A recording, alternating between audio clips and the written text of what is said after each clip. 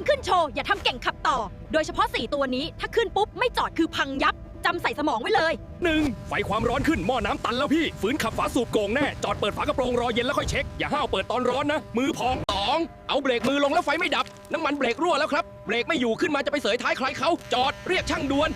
3. อันนี้ตัวพ่อไฟการน้ำมันโชว์คือน้ำมันแห้งลูกสูบติดชาร์ปแล้วละลายพังยกเครื่องห้ามสตาร์ทเด็ดขาดจบนะ